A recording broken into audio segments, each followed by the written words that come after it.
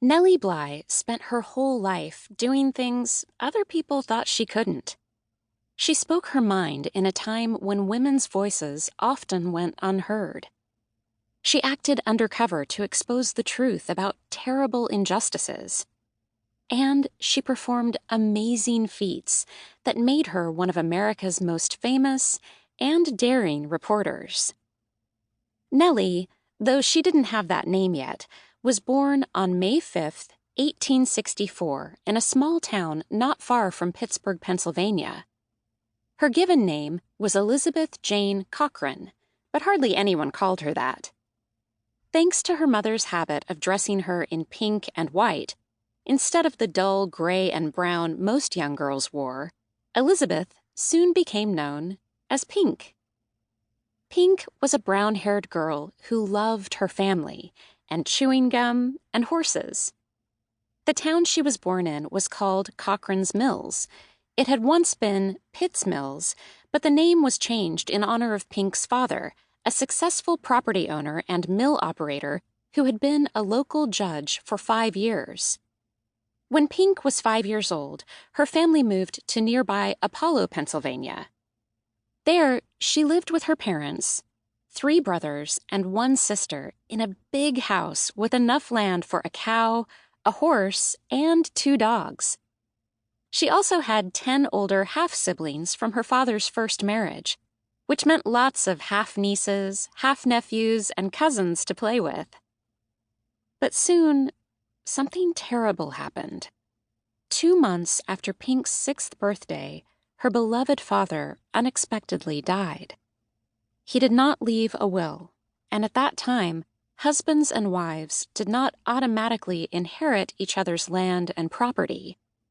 In order to divide his estate among his wife and many children, all of the property was sold at auction. Pink, her mother, and her young siblings lost their beautiful home and most of their money. Pink's mother remarried 2.5 years later. Her new husband, whose name was Jack, was nothing like Pink's father. Jack was often drunk and violent. More than once, he even threatened Pink's mother with a loaded gun.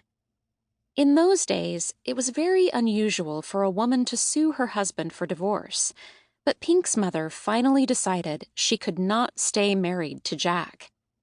When Pink was 14 years old, she, her brother Albert, and several neighbors testified in court about her stepfather's actions. Her mother was granted the divorce. During this time, Pink learned that it wasn't always safe to rely on others for support. Her mother had thought each of her husbands would take care of her, but that had not turned out to be true. Pink became determined to take care of herself and her mother as well. Training for a career seemed the best way to do that.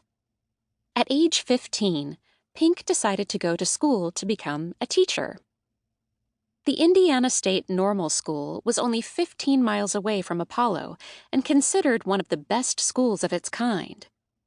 Normal schools were places where young people could learn to be teachers or to work in business.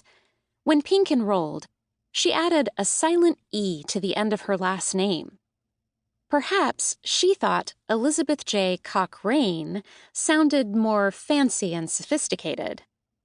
Pink was excited about school and wrote to her brother Charles to tell him all about her 4th-floor dorm room and her new roommate.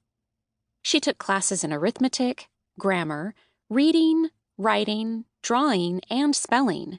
She was looking forward to becoming a teacher. But near the end of her first year at school, Pink discovered she would not be able to continue her education. Pink had a little money held in her name at the bank. When she first decided to go to school, the banker in charge of managing that money had told her she would be able to afford the full 3 years required to become a teacher. But now, he said she did not have enough money for even 1 more year. Pink could not believe it. Upset and disappointed, she dropped out before taking her first-year final exams.